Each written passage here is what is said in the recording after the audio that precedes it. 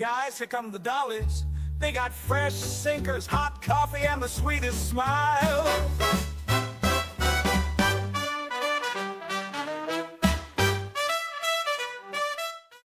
Welcome back to the Clubmobile, everybody. We're so happy to have you joining us today. Hey, everyone. Welcome back. We are joined by, I'm so excited. We are joined today by the delightful Jana Hamilton Gruber, daughter of Howard Hamilton from the Hundredth Bomb Group, and Gerry Hamilton. Jana, thank you so much for spending today with us. Thank you. It's really my pleasure.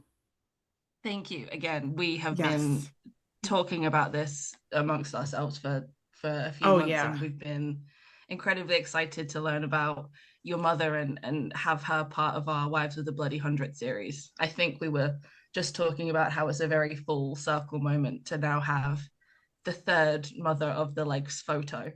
And we get to talk about that. So that's so exciting. One of the first questions I had was, how did your parents meet? And did they get married very quickly because of the war, or was it more of a slow process for your mom and dad? No, they got married very quickly. My mom was from Sioux City, and she was working as a secretary, and the USO would have these dances. And so she and some other ones who she'd gone to school with went out there, and so she met my dad. And about a week or so later, at some point, he proposed very quickly. And she wasn't really sure. She didn't think she knew him well enough. But she talked to some of his buddies, and they said he was a really good guy. So they got married 3 weeks after they met. Wow. And they went over to across the river to South Dakota in a taxi. And the taxi driver and the Justice of the Peace wife were the witnesses. Wow, that's amazing. That's amazing. I feel like the quick proposal and the quick marriage is kind of, I think everybody but Harry Crosby proposed very quickly. No, I think Harry proposed very quickly, but it was Jean saying no. And he knew Jean for a while, and then he went AWOL to propose to Jean, and she said, "Let me think about it." Yeah. I think that's the way it was back then, because it was on. They didn't know how long they were going to be there, and they just wanted something to hang on to, I guess. Yeah, back of home. course. Yeah. So I'm assuming, Jana, that your dad was in Sioux City to train with the Army Air Force. Am I correct? Yes, that's right. He was a bombardier. Yes. So he was there, and they were only supposed to stay a month, but I guess the weather got kind of bad because this was January of 1943. And so they ended up staying longer until they went to Boise. Right. How did your mother then meet Jean Crosby and Margaret Bleakley? How did they end up living together? Obviously, they knew each other through their eventual husbands. How did it sort of come about that they began living together? They were classmates in high school. Oh, okay. Yeah. So they knew each other. Yeah. I'm not sure about Jean Crosby, but I know about the other Margaret, both Margarets. They were classmates. Wow. Okay. That's really, really cool that they knew each other in high school, and then their husbands end up serving together. Yeah, all in the same kind of unit. Yeah, in the same capacity. Crazy, I think that's really, like, really full circle. I mean, yeah, absolutely. Well, it is unusual because then people were activated individually. As they are now, but if you're in a reserve unit, for instance, the whole unit goes, and then these are like your brothers and sisters. Absolutely. Wow. So, I mean, how long after your mom and dad got married did the wives move in together in Chicago? And do you know why? Like, why Chicago of all places? I don't know that. Of course, it wasn't that far away, but I really don't know. I know that my mom had job offers. A lot of the secretaries had job offers in Washington, D.C., but she really didn't have the money to get there and to get set up, so they didn't go. Right. That makes sense. That does. Did your mom enjoy living with the other two wives, or was it a case of this is just easier for everyone? Right. To kind of live Convenience together and keep in touch? No, I think she did, and they stayed in touch, through the husbands for many years. I think it was just that after my dad was shot down and he was in the hospital in October of 1943, and he was in there for 3 months recovering. So it wasn't until January of 1944 that he got processed into the POW situation. Jeez. And so that's when she found out that he was still alive. Spent 3 months thinking he was either MIA or KIA. Right. That's God, I can't even imagine it. Yeah. So there was no pre-information to say like, hey, your husband is injured and in hospital in Europe. It was radio silence until the January. Right. I think it was somebody notified her that they had heard his name on a information piece that was in Europe. And that's how actually they found out. I don't think it was a notification right away from the government. Right. Yeah. Wow. The fact that he wasn't processed for that, I think that's a revelation for us. We didn't know that. We weren't aware that he had been hospitalized for that long. Yeah. Well, he was, that's why he was not in the same POW camp as the others. Now in the show, in the TV program, they showed him in the POW camp with the other guys, but that was not the case. That was not. He was Did actually he know anyone else in there? Was it just him by himself? No, I think it was mostly British. It was mostly British airmen in there. A few Americans, but mostly British. So no, they didn't know anybody. And it was way up on the coast of the Baltic Sea, very remote. And of course, she couldn't dig a tunnel or anything since it was so close to the ocean, and and very cold. Very, very cold. Yeah.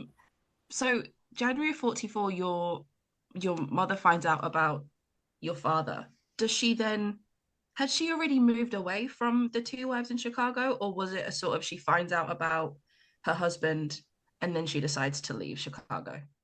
I think she was still there when she found out, and then she was only getting a letter from him once a month because that's all that they were allowed to write, but she was writing to him frequently. And so I think that bothered her that the others were getting these letters and everything was, A-okay. So this was very much like my mother for her to just up and join the circus. She was sort of an adventurer. And I guess she was working, she was at a skating rink. Roller skating was very big back then. Yeah. And she was kind of working, giving lessons and so forth. And so the owner of the skating rink told her that the circus had contacted him to get somebody to join this. I guess there were six. It was a 6-person. Although she had one partner there, so she took that opportunity. That's the woman in the other woman in some of the pictures you sent us is her partner? Yes. I think ordinarily it would have been a man partner, but there weren't able-bodied men. They were all available. So she was quite a bit bigger than my mom. And my mom probably didn't even weigh 100 pounds. Yeah. She was very tiny.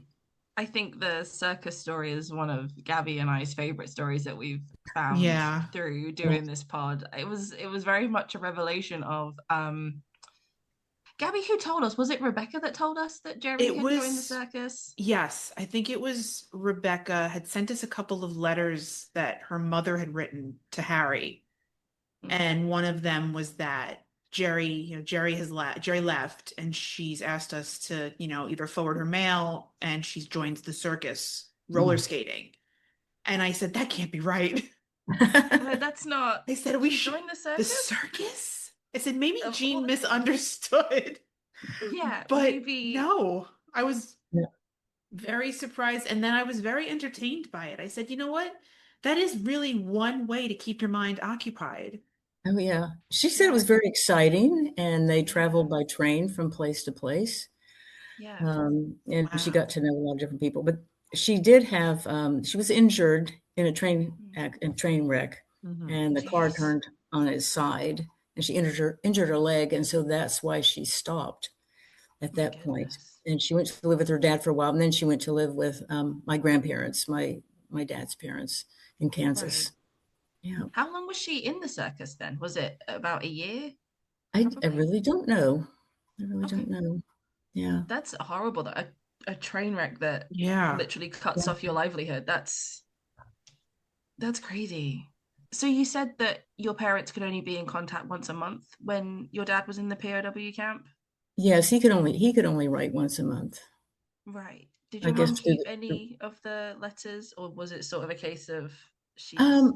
I have seen one, but I don't think I still have it. And my grandmother told me that whenever he wrote to her, it was like, everything's fine, no problem, don't worry about us. But I guess she knew maybe from other people that, they were not getting enough to eat, and that kind of thing. So, because they were, as officers, they did not have to work. And so they only had like 800 or 900 calories a day in their diet. So he had lost a lot of weight. But they did have little gardens and things like that they worked at. Right. I suppose as well that the letters were very censored in terms of what they could say and what they couldn't say. Yes. Mm-hmm. I feel like even more so than the censor, even more so than the military censor, I would imagine. Even more so than the regular one. Yeah. So, yeah. I was just trying to ponder, like, once a month. And I think they only gave them like one sheet of paper too, when they would write a letter. So you either had to like write it really small, I feel like, and cram it all in, and it's so interesting to me how your dad would write and say, no, I'm fine, don't worry about me. When, on the other flip side, she's worried about him. She's worried about her husband. And he's like, no, I'm fine. Don't worry about me. Because to him, he's like, I have to make sure my wife doesn't worry. I have to make sure her morale stays up. And he would tell her that he loved her and he missed her. So that was good. How long was it between your dad being sent home to them reuniting? Was it very instant, or was there like a processing time that they had to take? Yeah. Well, I think it took a while. They had to go by ship.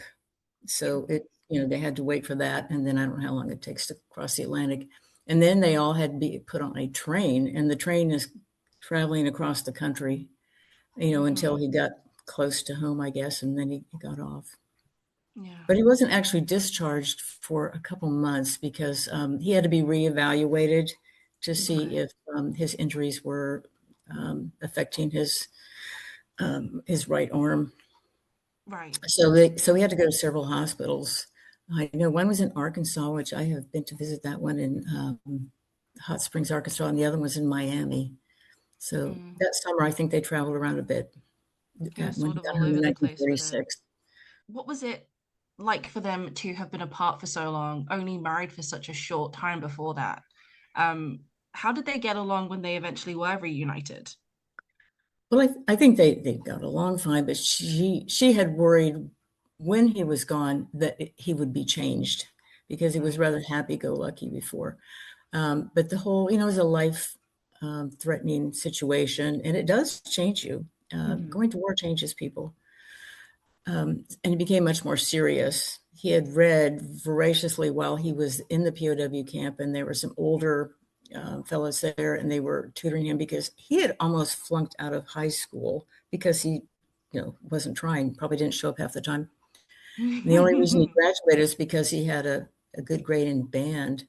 But he, we still had a record of his grades, and he had an F- in one grade. Oh, geez. I get an F-. But anyway, so I was gonna say I didn't think F- was a thing. I thought you just got to the F and that was it. That was it.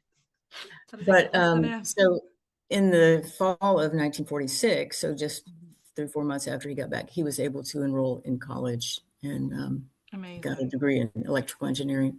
So he used the GI Bill to enroll in school and finish his degree. That's incredible. Yeah. Did your dad stay in touch? I know you said your mom stayed in touch with Jean and Margaret afterwards. They would write letters. Did your dad stay in touch with a lot of his crew after? Because I don't know. I do remember that one time my dad and I went to Washington, D.C., and we went over to the Crosby's house. And so that evening, he and Crosby, spent reminiscing, and then Jean took me out to go to a movie. I do remember that. Oh, that's sweet. I love that. That's Seems really that nice. Crosby was the one that always seemed to keep in touch with everybody. It seemed to be the house. Because the house, or that he was always moving. Oh, Dan. Yeah. Dan Rosenthal said that his father couldn't change the locks fast enough, that Cros was always at the door. always at Rosie's door, which really tickled us. Yeah. Jana, what did your mother do after her time in the circus is finished? So she goes home, eventually lives with your grandparents. Mm-hmm. Did she do anything else, sort of roller skating after that, or was that completely the end of? Well, I think the skating was just, as a pastime. Mm-hmm. But she was, she was a secretary, and she became a legal secretary the rest of her life until she was in her 50s, I think, when she became a paralegal. And that was when, that paralegal career was pretty new. Right. So, and then she she went to night school at the University of Pittsburgh for 16 years and finally got her degree in Spanish and Portuguese, and she became a legal translator. Wow. She really wanted to be a court reporter, but by that time her hearing was going, and so that wasn't possible. So she eventually became completely deaf. Wow. Which was tough. Yeah, I bet. Absolutely. And then after she retired, and she was about 59 or 60, she proofread books and articles for the newspaper. It was tough having a mother who was a proofreader, because if you wrote anything to her, she would correct your writing or your spelling. Yeah, I love that. As if mothers aren't critical enough. Let's just add another layer to this. My mother doesn't listen to this, so she'll never know I said that. Neither does mine. It's fine. We can say whatever we like. Another question, Jane, I really wanted to ask was, how did you feel about the portrayal of your father in Masters of the Air? I thought it was good, except for the part of the POW camp. Right. It kind of opened my eyes in a way. He was kind of happy-go-lucky guy there. Yeah. Mm-hmm. And the fellow that portrayed him, I guess he sort of looked alike. He had his hair combed back, and I think my dad did too. That was the fad at that point, in your hair. And I had never seen a picture of him with his hair combed back. But I was happy. I was very happy with the whole Masters of the Air, which is fascinating. And I don't know if you know this, but the part where someone's dangling from the plane right next to the propeller, that was my dad. Yeah. Wow. He's yelling pull the release, and because he's stuck, someone has to kick the door. Yeah. We also thought that the gold teeth were just a random costume choice. Yeah. From Apple and from. We've wanted to ask if you know. We thought the teeth were literally a costume choice. We didn't think that. We didn't know your dad actually had these gold teeth. I never heard that before. Now, he was in a plane crash in Idaho, and I think that's how the front teeth were knocked out. Right. Okay. So I never heard this about the gold teeth. I really didn't. Was it, who did the interview, Winnie, that we saw? Was it Jim Blakely? It was Jim Blakely. Had interviewed a couple of the guys. Yeah. And I think it was John Brady said he saw your dad, just tall, lanky guy standing at the bar, and he had these two gold teeth. And I said, oh my God, it wasn't a costume choice. He actually had two gold teeth. He had these gold teeth.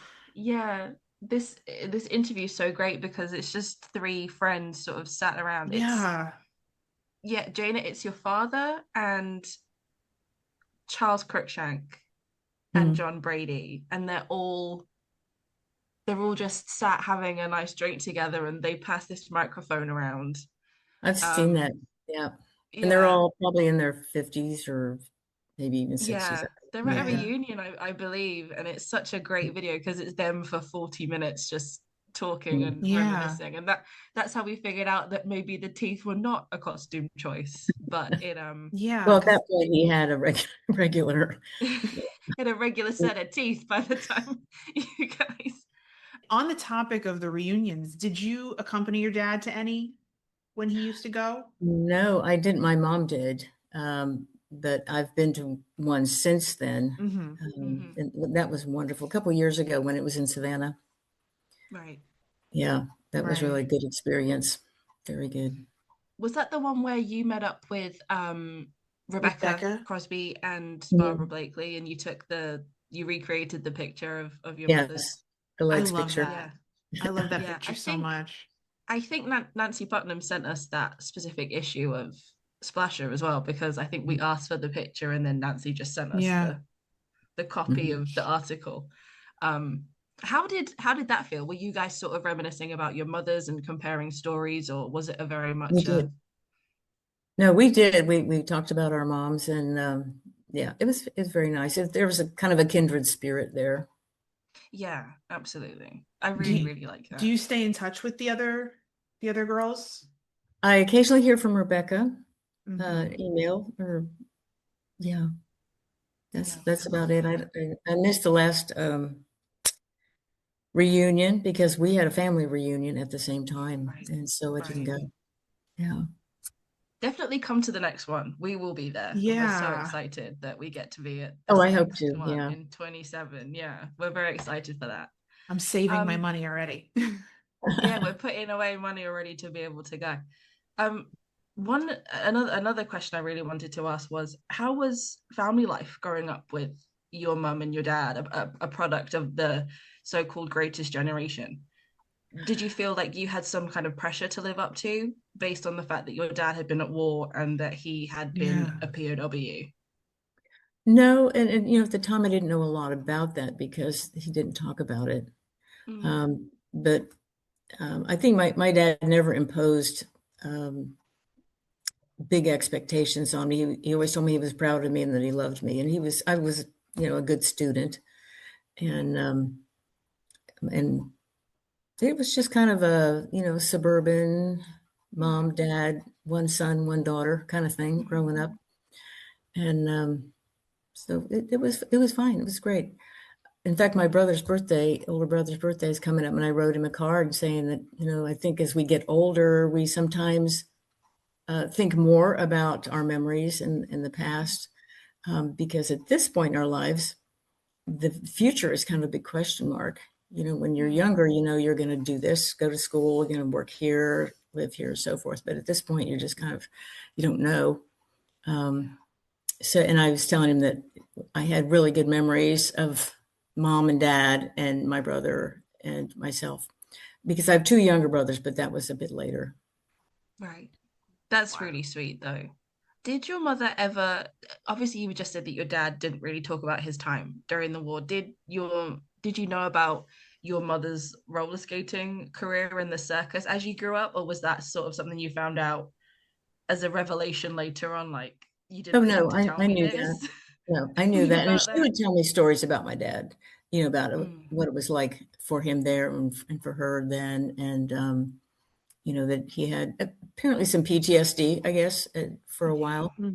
Absolutely. So, yeah, I got all that information from her. I'm not surprised that he didn't want to talk about it. It must have been incredibly difficult, and then to readjust to civilian life very quickly afterwards. Did your dad stay in the reserves? Oh, I was just going to ask that. Yeah. He did. He stayed in the reserves, and he retired as a full colonel. He was in, I think, 33 years or something like that. Wow. Yeah. That's amazing. So did you guys move around a lot, or did you stay in one place? We were in Wichita, Kansas, and then my dad took a job in Chile, the country of Chile. He was setting up a PhD program there in electrical engineering, so we moved there. And then from there, we moved to Pittsburgh, and that's where I grew up, high school and college in Pittsburgh. And my dad was very proud of the fact that I joined the reserves and later on went on active duty. Because he had three sons who did not go in the service. He always joked about that. Yeah. Would you mind talking about that? Because I find that so interesting as well, that you followed in your father's footsteps. What branch were you in the Army? I joined the reserves, and then about a year and a half later, I went on active duty, and I stayed on active duty for almost 9 years. That's amazing.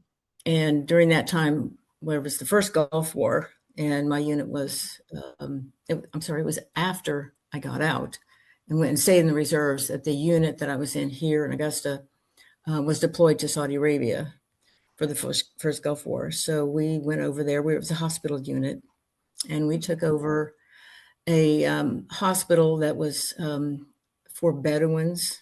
I guess in Saudi they have two armies. They have the army, the regular army, and then there's reserve army, which is the Bedouins. So I had all Bedouin patients, and so I worked on the mother baby ward there with all Bedouins, and that was interesting. And that's why I say that going off to war changes you. Yeah, we weren't in, I guess we were technically in a combat zone, because at night we could hear, the missiles and Scud missiles and so forth. So after a while, you kind of don't pay attention to it, but some of them did. Yeah, I suppose it kind of becomes white noise after such a long time. One of the books we have coming up in our book club is called "And If I Perish," and it's about the army nurses in World War II. And I've read that. Mm-hmm. It's excellent so far, and I'm up to a bit like where the first few days of them being in Italy, all this noise shocks them, and they're running into their foxholes with their helmets on and whatever else. And by week 2, they're sleeping through it, and they're only waking up if someone tells them to get into their foxholes. Yeah. So I can imagine that it at some point sort of becomes background noise. Right. Yeah. I find that so interesting though, that you were the one to follow in Dad's footsteps, and the brothers weren't. And then I stayed in the reserves and retired as a lieutenant colonel, and with 24 years. So wow, that's incredible. Cool. It was a good gig. Really cool. Good. You mentioned that your dad was not a great student, but he was good in music. Did he play anything? Was he played musically the tuba. inclined? He did. He played the tuba, but I don't think he ever played anything after that. But he was a big classical music fan, and country and western. So that's a strange combination. But that seems to be a common trait of some of the men from the Hundredth, is that a lot of them were musically inclined. I know John Brady, Frank Murphy. Really? Yeah.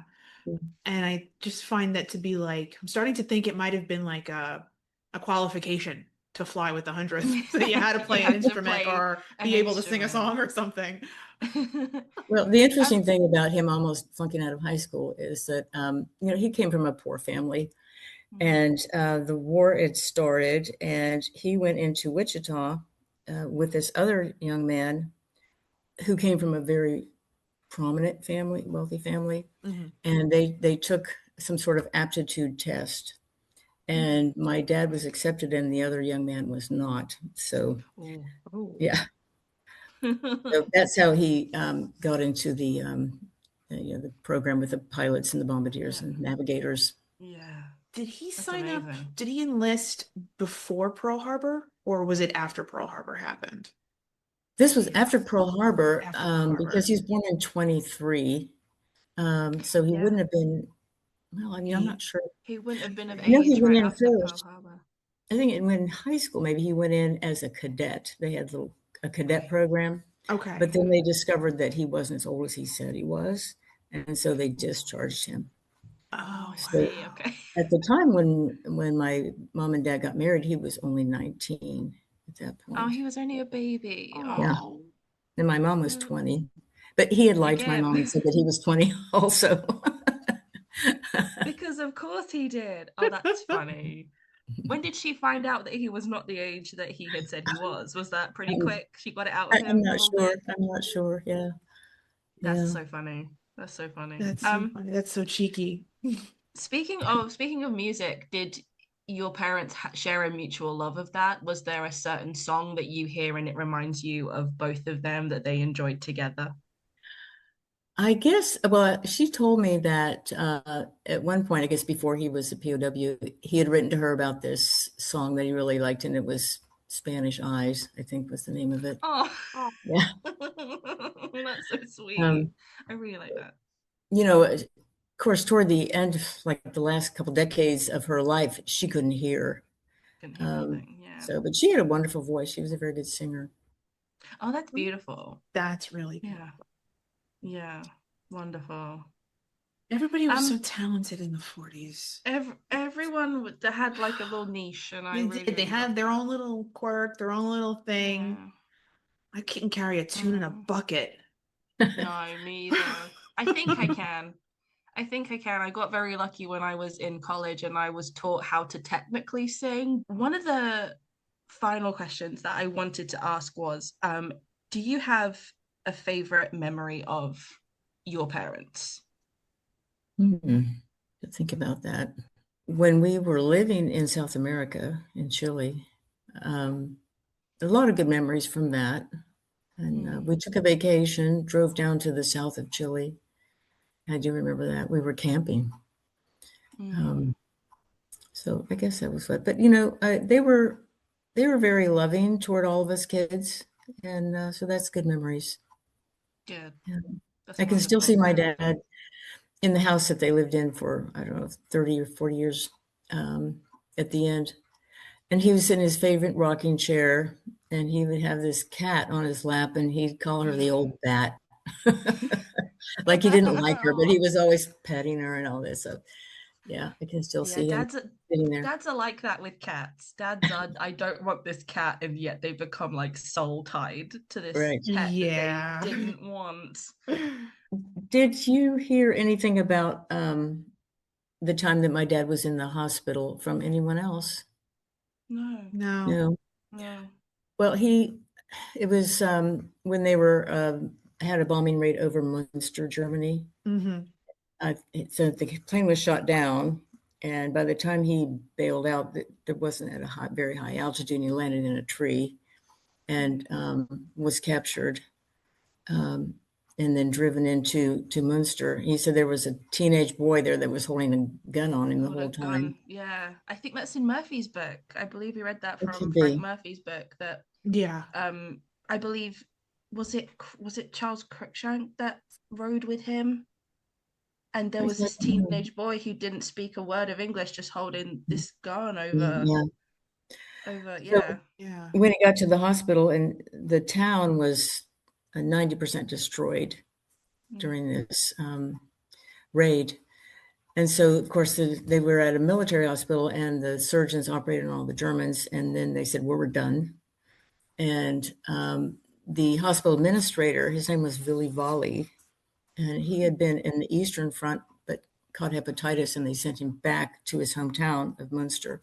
And he did not speak any English, but he persuaded the surgeons to operate on them. And so he saved his life because he had a big wound on his back of his right shoulder. It was a 20 millimeter mortar, and his lung was collapsed, and his collarbone was broken. And then during his convalescence, this hospital administrator would bring them books or something he found in English, and he didn't let the SS interrogate them until they were better. So they kept in touch all this time. That's amazing.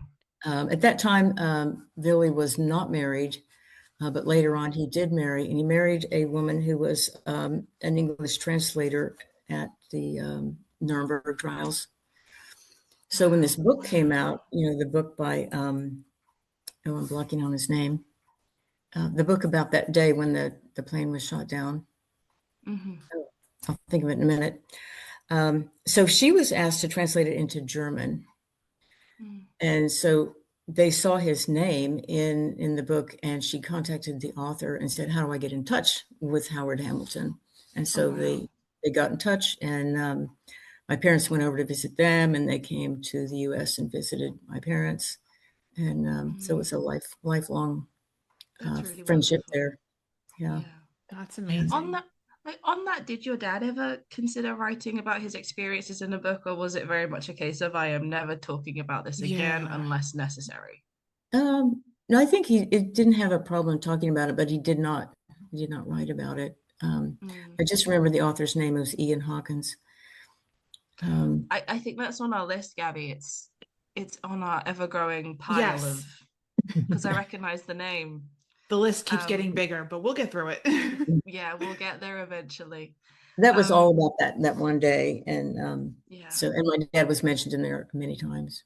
I really wish that it had been kept in the show. Like all of this stuff could have been extremely good, like special effects, and I feel like the viewers missed out on a lot of literally the airtime by not keeping that. This is why we keep digging into things, because I'm like, but what happened there? Yeah, what happened next? What happened after that? So your dad went back to Munster later in life? We did, and my husband and I were stationed in Germany, so we went up to see Willie and Bernard as well, and then they came down to visit us.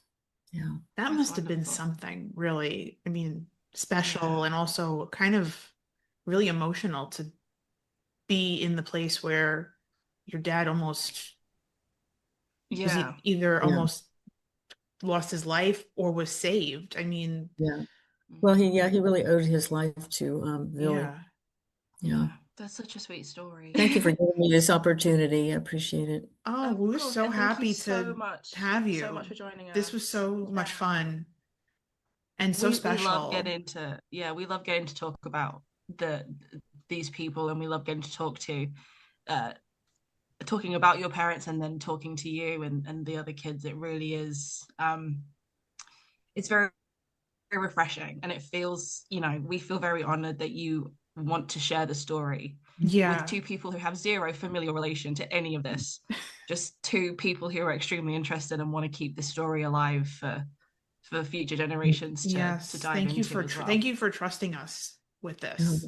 Yes, well, yes, absolutely. That's it was a special generation. It really was, and absolutely, and it, of course, it helped us as the kids to develop our character and our value system. Yeah, and we really hope to carry that on to everyone else as well. I think that some of those values could stand to be reevaluated and looked at again today, honestly. Absolutely. I think old school is, not to sound very, old school is the best school, I think. Agreed. Well, they went through some tough times because this was right after the Depression. And so when you get into the war, and of course they had deprivations of some food and so forth in the U.S., food stamps, or I guess they call them food stamps. Yeah. So all those stories about what life was like back then. Yeah, it's wonderful. It speaks to, like, the Victory Gardens. We were talking about that last week, why Victory Gardens were so prevalent. And it's because after the Depression, that was the fastest way to grow your own food, and maybe not rely on your ration book so heavily if you grew your own fruits and vegetables. Exactly. Well, thank you so much, Jana, for joining us today. Oh, my pleasure. Yes, thank you so much. We had a wonderful time chatting, and we hope that you guys all enjoyed this one. We sure did. Yes, we did. As always. Yes, I did. Thank you. I was a little bit nervous. We did great. Yes. You did absolutely wonderfully. Thanks everyone again for listening. Yes. And we will see you next time. See you soon, everybody. Bye, everyone. Goodbye.